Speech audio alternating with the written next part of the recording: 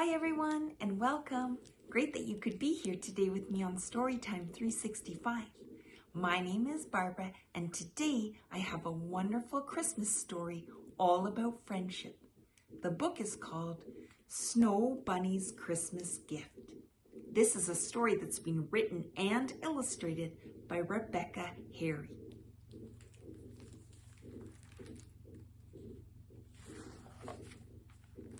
Snow Bunny lived in the forest with her friends, Mouse, Fox, and Bear. One snowy morning, just before Christmas, Snow Bunny knotted the ties on her little red cape and set off to find her friends. Mouse, Bear, and Fox were all ready for a day of fun in the snow. "What shall we do?" asked Mouse. "I know," said Snow Bunny. "Let's go sledding on Honey Hill. It's the perfect place." And off they went. Soon Snow Bunny, Mouse, Fox, and Bear were racing down Honey Hill. Whee! It was such fun, but the winter wind whipped and howled. "I'm chilly," said Mouse after a while. "I want to go home." And off she scampered. Snow Bunny, Fox, and Bear felt sad. "What shall we do now?" asked Fox. "I know," said Snow Bunny. "Let's go skating on Shining Lake. It's the perfect place." And off they went. Snow Bunny, Fox, and Bear looped and twirled across the ice. Whiz! But gray clouds soon covered the winter sun. "I'm cold," Fox whimpered after a while. "I want to go home." And off he trotted. Snow Bunny and Bear felt very sad. "What shall we do now?" asked Bear. "I know," said Snow Bunny. "Let's gather pine cones in treetop forests. It's the perfect place." But just as they reached the forest, huge snowflakes began to fall. "I'm frozen," Bear shivered after a while. "I want to go home." And off he trudged. Snow Bunny felt sadder than ever. "What shall I do now?" she sighed. "All my friends have gone. I'll just have to go home all by myself." Night was falling and Snow Bunny was nearly home when suddenly she stopped. Something was glistening in the snow. It was a bright silver coin sparkling in the moonlight. "Oh," said Snow Bunny, and she popped the coin in the pocket of her cape. "What shall I do now?" And all of a sudden, she had a wonderful idea. "I know the perfect place," she said, and off she went. Snow Bunny reached Mr. Badger's shop just as it was about to close. "Oh, please, Mr. Badger," said Snow Bunny, holding up her silver coin. "I just need one thing." "What would you like?" said Mr. Badger. "Please, may I have one of those?" Snow Bunny asked, pointing to a shelf. Then, clutching her package, Snow Bunny hurried home through the dark. Back in her cozy cottage, Snow Bunny set to work. All night long, as the icy wind blew and the gray clouds covered the winter moon and the snow fell, she knitted and knitted and knitted until finally everything was ready. The next day was Christmas Day, and Snow Bunny set off through the glittering snow. First, she went to Mouse's house. "I brought you a gift," she said. Mouse unwrapped her present. Snow Bunny had knitted her a little hat with a pom-pom on top. "Thank you," Mouse said. "Now I won't be chilly." Then Snow Bunny went to Fox's house. "I've brought you a gift," she said. Fox unwrapped his present. Snow Bunny had knitted him a long woolly scarf. "Thank you," Fox said. "Now I won't be cold." Finally, Snow Bunny arrived at Bear's house. "I've brought you a gift," she said. Bear unwrapped his present. Snow Bunny had knitted him a cozy vest with a big shiny button. "Thank you," Bear said. "Now I won't be freezing." And he gave Snow Bunny a big bear hug. Later, when the sun was setting, Snow Bunny and her friends set off to light the candles on the Christmas tree. Snow Bunny wore her cape. Mouse wore her little hat with the pom-pom on top. Fox wore his long woolly scarf, and Bear wore his cozy vest with the big shiny button. They all had a lovely time. "But we don't have a gift for you, Snow Bunny," said her friends. Snow Bunny looked at her friends so warm and snug in their new clothes and smiled. "I don't mind one bit," said Snow Bunny, "because friendship is the greatest gift of all. Merry Christmas, everyone."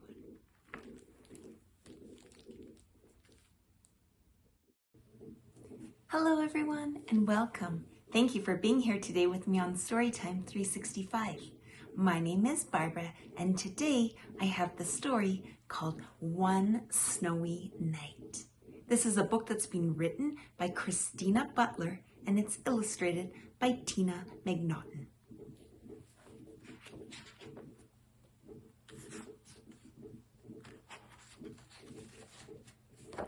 The cold wind woke Little Hedgehog from his deep winter sleep. It blew his blanket of leaves high into the air, and he shivered in the snow. He tried to sleep again, but he was much too cold. Suddenly, something fell from the sky. Thud! It landed right in front of his nose. It was a present, and it had his name on it. Little Hedgehog opened the present as fast as he could. Inside was a red woolly hat, hedgehog size. He put it on at once. He pulled it to the back. He pulled it to the front. He pulled it to one side, then the other. But it didn't matter how he stretched it to fit. His prickles got in the way every time. By now the hat was much too big for a little hedgehog. He took it off and stared at it until at last he had an idea.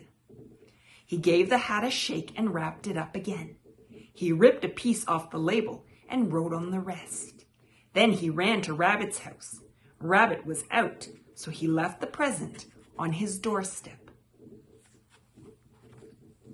It was snowing hard as Little Hedgehog tried to find his way back home. The snowflakes flew all around, and he wasn't sure which way to go. "Oh dear," he said as he wandered to and fro. "I shouldn't have come out in this weather, but I know Rabbit will be happy to have a nice woolly hat to wear." "Too much snow," said Rabbit, rushing home. He saw the present lying on his doorstep. "What's this?" he squeaked with delight, ripping off the paper. "A woolly hat," he cried, "for me." He put it on at once. He tried it with his ears inside and then outside. He pulled it this way and he pulled it that way. But it didn't matter how he stretched it to fit. His ears got in the way every time.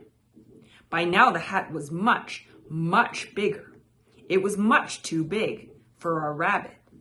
So Rabbit wrapped up the hat once again and wrote on a corner of the label.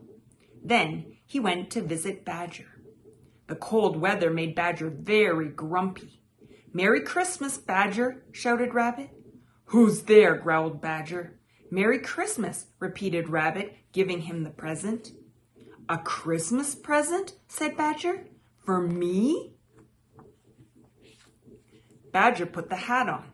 He pulled it down over his ears. "How about that?" he said, looking in the mirror. "Very nice," said Rabbit. "What did you say?" said Badger. "Very nice," yelled Rabbit, hopping off. "Don't you like it?" asked Badger, turning around. But Rabbit had gone. Badger took the hat off. "I can't use this hat," he said. "I can't hear a thing." "Too bad. It's such a nice color." So Badger wrapped up the present and marched off to Fox's house. He didn't use a label. Fox was going out exploring. "Here you are, friend," said Badger merrily. "A Christmas present, just for you." "Christmas?" snapped Fox, puzzled. "Yes, Christmas," called Badger. "Time to be nice to each other." And he trudged home. "A hat," sneered Fox, opening the present. "Why would I want a hat?" Then he looked at the hat again. He made 2 holes for his ears and put it on. Satisfied, he went on his way. The white fields twinkled in the moonlight. Fox sniffed around and found a small trail. He followed it this way and that way until suddenly it stopped. There was something under the snow. Fox dug and dug until he found a small hedgehog. It was cold and did not move. "Poor little guy," said Fox. He put the hedgehog inside the red woolly hat and carried it to Rabbit's house. Rabbit and Badger were having supper. "Look what I found in the snow," cried Fox, bursting in. They all looked into the hat. "A hedgehog?" said Badger. "What's a hedgehog doing out at Christmas time? He should be fast asleep." "It's my friend, Little Hedgehog," cried Rabbit. "He must have gotten lost going home in the snow." Little Hedgehog opened his eyes. "Hello," he said sleepily. "Oh, this is such a lovely warm blanket." The friends all looked at each other. Rabbit grinned and Fox scratched his head. Said Badger. "I think this woolly hat is just right for Little Hedgehog." "Merry Christmas, Little Hedgehog," they all cried. But Little Hedgehog was fast asleep. Hello everyone and welcome. So great you've decided to join me today on Storytime 365. My name is Barbara and today I have a Christmas story from the Berenstain Bears. Have you ever had the chance to meet Santa and tell him all of your Christmas wishes? Today's story is about exactly that. The book is called The Berenstain Bears Meet Santa Bear. This is a book that's been written and illustrated by Stan and Jan Berenstain.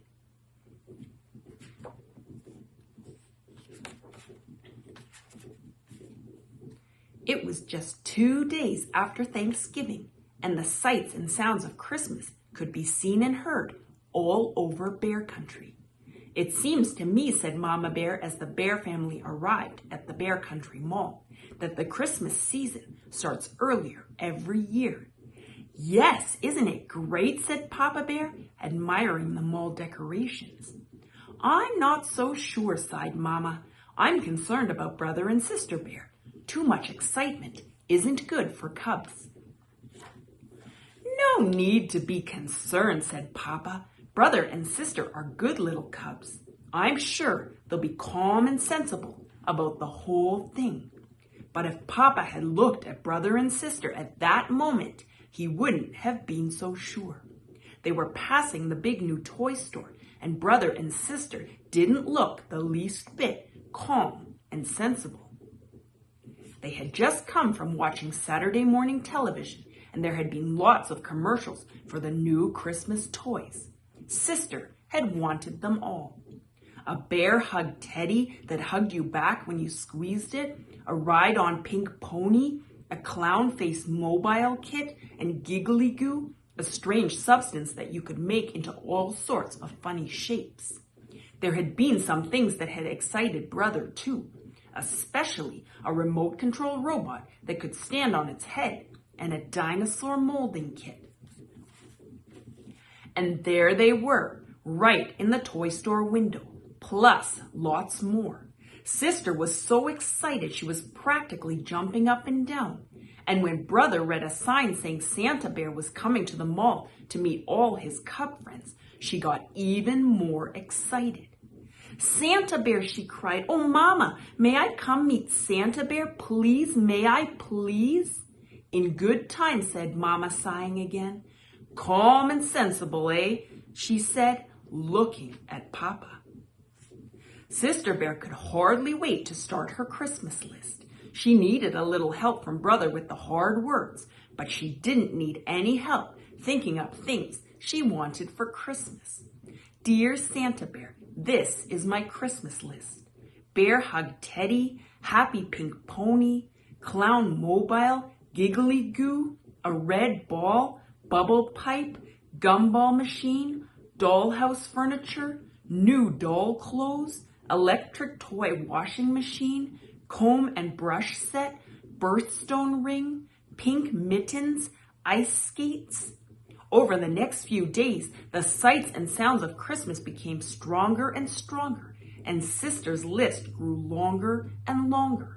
After a while, it looked like this: storybooks, coloring books, crayons, paints, paint pad, clay, bunny puppet, froggy puppet, teddy cart, bike, pogo stick, roller skates, tiddlywinks, puzzles. You know, warned Brother, if your list is too long, Santa Bear might think you're greedy and not bring you anything. Sister hadn't thought of that. Santa Bear has a lot of cubs besides you to think about, all the cubs in the world. She hadn't thought of that either. As she looked at her long list, she began to get a little nervous. Have you ever met Santa Bear? She asked Brother. Sure, answered Brother, who was finishing up his list, which was very short. A couple of years ago, he asked if I'd been good. Then I told him what I wanted for Christmas and gave him my list. And that was that. It was fun. Dear Santa Bear, for Christmas, I would like a robot that can stand on its head and a dinosaur molding set. And some surprises. Thank you, Brother Bear. Now Sister was really nervous. She thought of all the times she hadn't exactly been good. The time she and Brother had gotten into a fight and shouted at each other. The time Mama's best lamp had gotten broken and they told a big lie. And the time they had let their room get so messy that Mama had threatened to throw all their toys away. Oh, I wouldn't worry about those times, said Mama, giving Sister a little hug. Santa Bear doesn't expect cubs to be perfect, just good. Then she said, I hope you have your list ready because tomorrow is the day you are going to meet Santa Bear. Sister gulped. It's almost ready, she said. But what about your list for Santa? Yours and Papa's. Don't worry about that, sweetie, said Papa. Santa Bear isn't for grown-ups. He's just for cubs. Psst, whispered Brother. Presents for Mama and Papa is our job, silly. Come on, let's see how much you've got in your piggy bank. Sister had just enough. Brother had enough and a little extra. That evening, Sister made a new list. It looked a lot like Brother's. When they got to Santa Bear's little house in the mall the next day, there was a line. While Sister waited, she began to think about Santa and what a hard job he had. She wondered how he took care of all those cubs. She wondered where he got all those presents. She wondered. Then, before she could wonder another wonder, it was her turn and she was up on Santa Bear's big lap. It's very nice to see you, he said in a deep, jolly voice. Now tell me, my dear, have you been good this year? Well, said Sister, taking a deep breath, I haven't been perfect, but I have been good. Then she told him what she wanted for Christmas and gave him her list. Santa gave Sister and every other cub a souvenir coloring book. The cover showed him and his 8 tiny reindeer flying through the starry night. Sister's mind was so filled with thoughts about Santa that she almost forgot about the special shopping she had to do. But Brother remembered. They found just the right presents for Mama and Papa. Sister chose a fine new fur brush for Papa and a lovely new pincushion for Mama. Brother bought Mama a box of her favorite breakfast tea and for Papa a handy pocket calculator. Look, said Sister as they were leaving the mall. Another Santa. She was right. There, ringing a bell, was a rather skinny Santa with a scraggly beard. Beside him was a big iron pot that said, Help the Needy. That's one of Santa's many helpers, explained Papa. His job is to collect money to help the needy. Birds who need seed, squirrels who didn't put enough aside for the winter. The bear family all put money in the pot. Sister had spent all hers and had to borrow some from Mama. Finally, the days and weeks of preparation and waiting were over, and it was Christmas Eve. You know something, Papa, said Sister, as she helped hang the last holly wreath? I've been thinking about Santa Bear and what a hard job he has. How can he visit every cub in the world in just a single night? Where does he get all those gifts? And besides, how can reindeer fly? And how can the sleigh land if it doesn't snow? And how can Santa come down our skinny little chimney? Papa took a deep breath, then looked up at the starry sky. I guess the answer, my dear, is that Christmas is such a special time that very special, almost magical things can happen. And the most magical thing of all is Santa Bear. I'd say he has the best job in the whole world because the joy of giving is what Christmas is all about. I suppose, said Sister, that Santa could just skip the chimney and come in the front door. I suppose, said Papa. Then before she went in, she took one last look at the starry sky, but it had clouded over. And now, instead of stars, there were snowflakes, thousands and thousands of small, silent snowflakes. Well, she thought, at least that'll help with the sleigh. When Sister woke up on Christmas morning, Bear Country was covered with a beautiful blanket of snow, and the floor beneath the bear's Christmas tree was covered with piles of beautiful presents. What fun! What excitement! What shouting! Then, when the excitement and shouting were over, the cubs watched Mama and Papa open their presents. What lovely, thoughtful gifts, said Mama. Just what I wanted, said Papa. It was a very special moment. Sister knew right then and there that Papa was right. Santa Bear did have the best job in the whole world because the joy of giving was what Christmas was all about. Thank you for joining me for today's story. If you enjoyed it and would like your own copy, please see below in the description for the link. Please remember we can also now be found on Patreon. Please remember to like and subscribe, and I hope you'll come back tomorrow for another Christmas story. See you then.